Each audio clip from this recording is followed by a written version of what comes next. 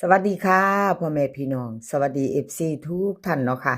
กลับมาพบมาพอกับเจตาพารวยคือเก่าค่ะในทางช่อง YouTube คลิปนี้เจตาก็จะว่างแล้วทางของเราวพัฒนาค่ะเป็นวันที่19เป็นวันจันทร์ค่ะเจตาลงให้ก่อนมือหนึ่งเห็นอยู่นี่ประวัติล็อกเทียนทะเลค่ะล็อกเทียนทะเลวันที่16ที่ผ่านมา182 3ตัวบนค่ะเพิ่นเข้าไป182 3ตัวบน41ล่างของเพิ่นวิ่งลูด2กับ8กอดข้อกันมาอยู่ค่ะจับมือกันเดินมาเลยเนาะ28ค่ะเพิ่นออกตกกับ28วงกลมตัวเน้นตัวเจาะเล่าพัฒนาออก82ค่ะออก82 2ตัวบนของล็อกเทียนทะเลออก28 FC ว่าจังใดมีไผใดไผตามเพิ่นบ่ค่ะหลุดไปวันที่14เนาะของเพิ่นเจตาให้เบิ่งประวัติ2งวดค่ะก็หลุดไปวันที่14บ่เดินบ่เข้ามาเข้าวันที่16เนาะค่ะพี่น้องวันที่16เข้ามาไผใดก็ดีใจน้ำเพิ่นค่ะถ้ามี FC ตามเพิ่นเนาะล็อกเทียนทะเลเนาะค่ะเอาที่เราชอบเอาชอบก็จัดคัดก็ผ่านเนาะค่ะมาตามไมล์รุ่นต่อวันที่19เลขทุกตัวเอามาวางเพื่อเป็นแนวทางโปรดใช้วิจารณญาณในการรับชมเป็นอย่างสูงค่ะเป็นเพียงแนวทางเนาะค่ะมีเขามีรุดรับชมรับฟังเป็นเพียงแนวทางค่ะล็อกเทียนทะเลลาวพัฒนาวิ่งลูดวันที่19ค่ะวิ่งลูดเพิ่นให้มา5กับ0 2ตัว4หางค่ะ52 02 03 51เบิ้ลค่ะ5500 3ตัว3หาง502 051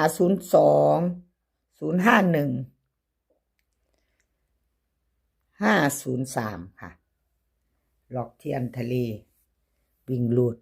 เด่นเท่ากัน5กับ0 2ตัวเน้น52กับ51ค่ะ3ตัว051ล็อกเทียนทะเลใครจะตามต่อกับเพิ่นเตรียมแคปหน้าจอค่ะเตรียมแคปหน้าจอคลิปนี้มี3เสี้ยนดังครับพี่น้อง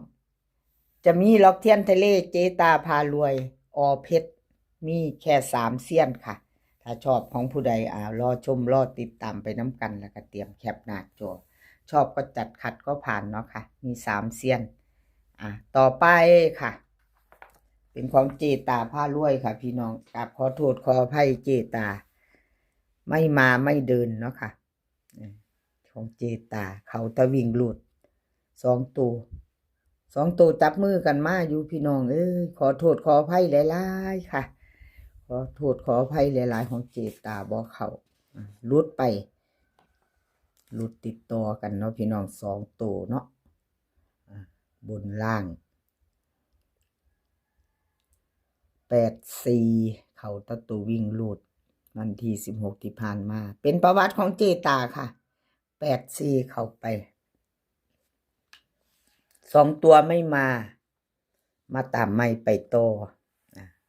กับเจตาไผจะไปนำก็แคปหน้าจอเนาะค่ะลาวพัฒนาชอบก็จัดคัดก็ผ่านบ่ชอบก็ผ่านไปค่ะแนวทางของเจตารุดดูแท้เจตาเจ้าดิ เข้าไปแน่เรารุดออกมาบ่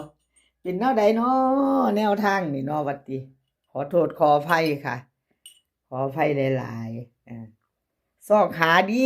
ดอกพี่น้องสูตรใหม่สูตรเก่าอยากให้แนวทางเขาเนาะธรรมดาFC เพิ่นเข้าใจใครดีอยู่เขาตัววิ่งลูดกันรู้อยู่เด้อเจตาว่าติ2ตัวมาตัวหนึ่งก็ได้ว่าสั่นเพิ่นให้กำลังใจดีกราบขอบบุญขอบคุณหลายๆค่ะFC ที่มากดไลค์กดแชร์มาคอมเมนต์เนาะมีอีหยังผิดพลาดก็น้อมรับทุกคำติชมล่ะค่ะแนะนำกันมาได้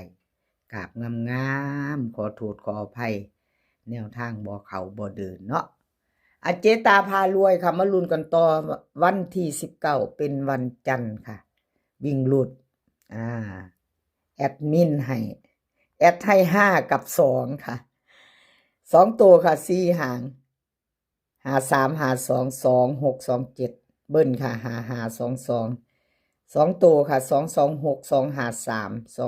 225วิ่งหลุดเจตาให้เด่นทอกันเด้อค่ะ5 กับ 2จับตามองวิ่งหลุดนะชอบก็จัดเนาะค่ะเน้นสองหาง2 ตัว52 กับ 27 3 ตัวเน้นหางเดียวค่ะ225เจตา225เอาที่ชอบเนาะค่ะชอบก็จัดขัดก็ผ่านขอบคุณFCที่เข้ามากดไลค์กดแชร์กดติดตามมาคอมเมนต์เนาะพี่น้องมาคอมเมนต์เป็นกำลังใจให้ทางช่องน้อยๆเนาะค่ะกราบขอบพระคุณเป็นอย่างสูง FC ใหม่ถ้าพึ่งพานเขาไม่เห็นเนาะค่ะชอบคลิปนี้ชอบแนวทางเดียวกันในช่องของเจตาพารวยค่ะแนวทางลาวพัฒนามาเห็นเป็นครั้งแรกถ้าชอบก็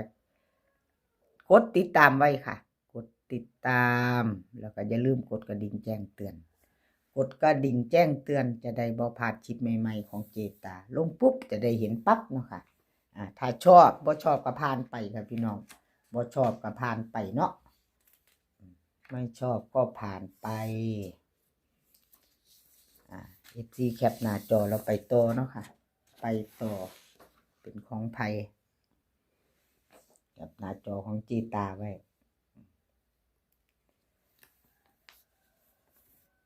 ไปต่อเพชรค่ะเพชรก็มาตัวเดียวค่ะ2 ตัวมา1 ตัววันที่16ที่ผ่านมาเนาะค่ะของเพชรวันที่16ที่ผ่านมาเล่าพัฒนาออก182ค่ะ3 ตัวบน41ล่างค่ะ41ล่างวิ่งลูดเพิ่นเข้าไป4 ตัวเดียวเนาะค่ะสายวิ่งสายลูด2 ตัวไม่เดินไม่มาเนาะค่ะเบิ้ล3 ตัวกราบขอโทษขออภัย FC แทนเพชรเนาะค่ะ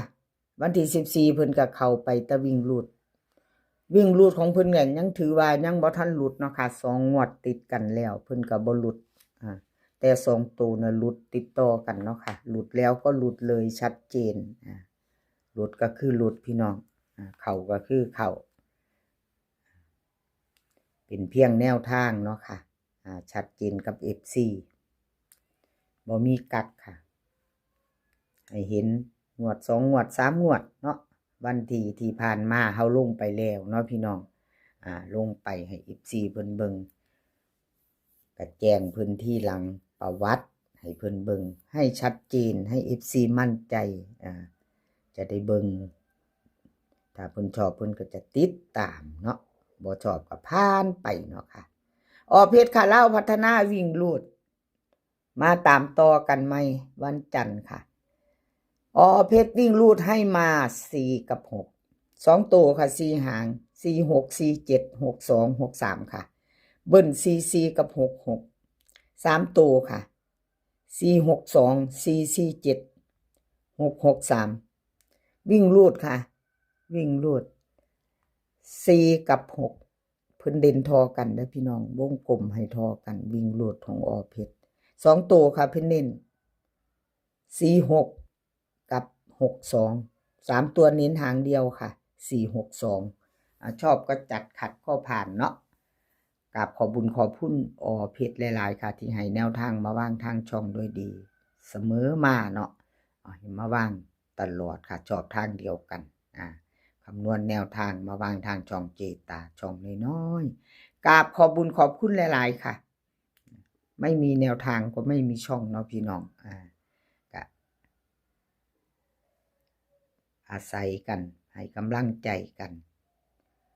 คือ FC พี่น้องปองปายที่เขามาเป็นกำลังแรงใจให้เจตาเนาะค่ะกราบขอบพระคุณเป็นอย่างสูงคลิปนี้ขอให้พี่น้องโชคดีกับเล่าพัฒนาเป็นวันจันทร์20:30 น.ค่ะให้โชคดีกันทุกคนมื้อนี้ขอให้มีความสุขขอให้สุขภาพร่างกายแข็งแรงค่ะสุขภาพย่อมมาก่อนเสมอเดินทางไปไสก็ขอให้ปลอดภัยค่ะเดินทางไปขอให้มีโชคกลับมาก็ขอให้มีชัยคลิปหน้าพ่อกันไหมค่ะ คลิปนี้ก็สวัสดีค่ะ